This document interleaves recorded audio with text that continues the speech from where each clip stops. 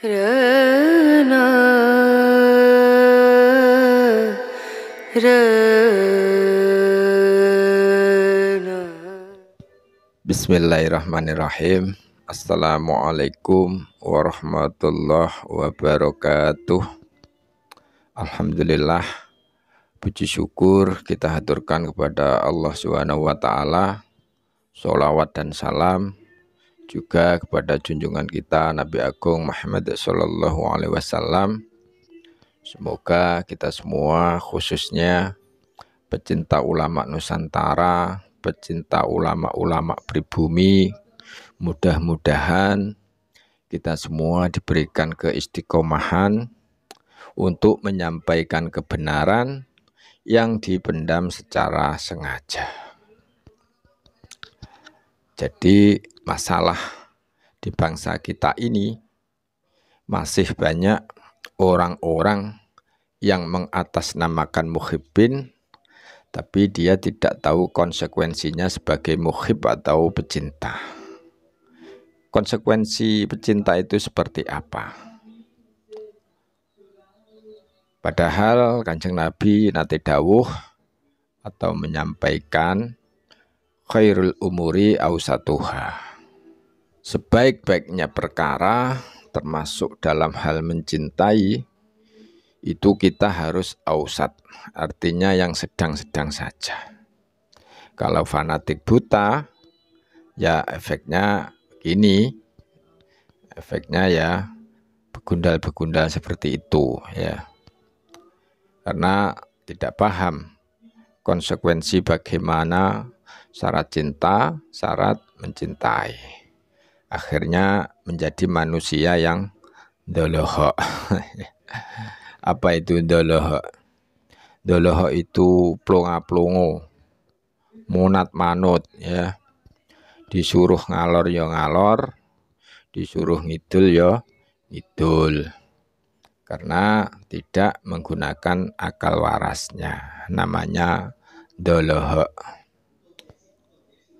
Kemarin kita sudah membahas tentang tulisan doa dari Habib Ismail bin Abdullah Al-Attas. Yang doa tersebut diperuntukkan Ratu Wilhelmina, Ratu Belanda. Padahal kita tahu bahwa Ratu Belanda ini sangat tidak menginginkan bangsa Indonesia merdeka pada waktu itu. Kalau tidak salah, dia memimpin di pemerintahan Hindia Belanda itu sudah selama 50 tahun lebih. Lalu alasannya apa Ratu Wilhelmina itu tidak mau melepaskan Indonesia? Walaupun pada akhirnya dilepas juga. Intinya tidak rela Indonesia merdeka. Karena bagi orang Belanda dan antek-anteknya, Indonesia ini adalah sumber utama untuk perekonomiannya. Dan ternyata walaupun pemerintahan Hindia Belanda ini sudah menyerah, mereka itu sudah membuat desain-desain baru yang menjadikan sebenarnya ini lebih masif pergerakannya. Ini bisa kita lihat dari bukti doa yang ditulis Habib Ismail bin Abdullah Al-Attas. Dia kan berdoa kepada Allah agar supaya pemerintahan Belanda ini kekal abadi. Doanya kan seperti itu, kekal abadi sepanjang masa. Karena ini menguntungkan untuk kelompok mereka. Yang begini kok dibilang pahlawan? Yang begini kok dibilang berjasa untuk bangsa Indonesia? Lewong dia berpihak ke Belanda, dia menjadi antek Belanda. Silahkan mencintai, hormat kepada habaib, tapi jangan berlebihan. Efeknya ya seperti ini. Bisa jadi cintamu kepada habaib itu melebihi cintamu kepada Kanjeng Nabi Muhammad Shallallahu Alaihi Wasallam. Bahkan ada yang bilang Habib itu 1 digit di bawah Kanjeng Nabi, yang selalu membuka karomah-karomah, yang digitnya hampir sama sejajar dengan Kanjeng Nabi. Siapa lagi kalau bukan Ba'alawi, bahkan di atasnya Kanjeng Nabi. Mi'rajnya saja sampai 7 kali. Ini mengalahkan mi'rajnya Kanjeng Nabi Muhammad Shallallahu Alaihi Wasallam. Makanya pantas Kanjeng Nabi itu dawuh menyampaikan dalam salah satu hadis di dalam Sunnah Abu Dawud mengenai tentang bahayanya fanatik buta. Jadi kalau fanatik buta, walaupun dibela bahkan mati karena fanatik butanya, ini matinya mati jahiliyah, kata Kanjeng Nabi. Bagaimana membedakan fanatik buta itu? Gampang ya. Kalau fanatik buta itu lebih mengajak kezaliman. Sudah tahu si A ini salah, masih dibela.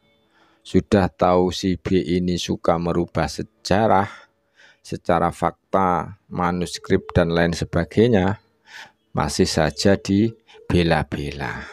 Sudah tahu zalim, sudah tahu mufti Batavia, sudah tahu menjadi antek Belanda, di mana bisa kita lihat tulisan doa Habib Ismail bin Abdullah Al-Attas. Ini menuliskan doa untuk Ratu Helmina seperti itu, masih saja dibela-bela. Padahal doanya itu bisa diibaratkan dia tertawa di atas penderitaan perjuangan bangsa pribumi Nusantara. Akan tetapi kok masih dibela-bela. Ini adalah bukti asobiah atau cinta buta, taklid buta. Maka Kanjeng Nabi nate dawuh, laisa minna man mata ala asobiah. Bukan golonganku kalau dia mempertahankan sampai kontak fisik mati di medan perang, tapi membela asobiah seperti itu, maka dia mati dalam keadaan jahiliyah atau kebodohan. Makanya ulama-ulama kita itu enggak gila hormat zaman dulu. Itu kenapa? Ya karena memang untuk menghindari asobiah ini. Kita lihat ketika wafatnya Kanjeng Nabi Muhammad SAW, siapa yang enggak percaya, bahkan fanatik buta, yaitu Sayyidina Umar bin Khattab. Sampai-sampai Sayyidina Umar bin Khattab ini mengatakan, siapa saja yang mengatakan Muhammad mati, perang sama saya, pedang ini lawannya. Ini karena saking fanatiknya, dan itu pun ditegur oleh Abu Bakar. Padahal Kanjeng Nabi ini maksum, ya. Nah ini orang yang tidak maksum dan juga tidak mahfud, belum tentu dia wali, masih dibela-bela. Sudah tahu salah, sejarahnya sudah banyak terungkap, bukti-bukti manuskripnya sudah banyak. Ini yang akan menjadi asobiah atau fanatik buta. Naudzubillah min dzalik. Jangan seakan-akan itu klan Ba'alawi paling suci di antara manusia lainnya. Jangan begitu. Orang yang punya pemikiran seperti itu sudah terdoktrin. Karena memang doktrin dari leluhurnya mereka ya begitu. Bahkan kalau kita lihat masalah hormat menghormati, itu bukan hanya untuk Al-Habib saja. Kita dianjurkan menghormati kepada siapa saja dan siapapun tanpa melihat agama, ras, dan lain sebagainya. Ingat, habaib itu tidak ada yang maksum. Muhibin ini sudah terdoktrin, sudah dicuci otaknya, sampai-sampai ditawari keringatnya dari oknum Habib 200 juta, ya oke-oke saja, yang nggih-nggih saja ya. Kesimpulannya, ketika Anda terlalu fanatik seperti itu, justru rasa hormat kepada ulama-ulama kita tidak ada. Monggo mencintai, tapi ingat, para habaib, para ulama atau siapapun tidak ada yang maksum kecuali Nabi kita, Nabi Agung Muhammad Sallallahu Alaihi Wasallam. Semoga apa yang saya sampaikan dapat dipahami dan ada manfaatnya. Akhirul kalam, wassalamualaikum warahmatullahi wabarakatuh.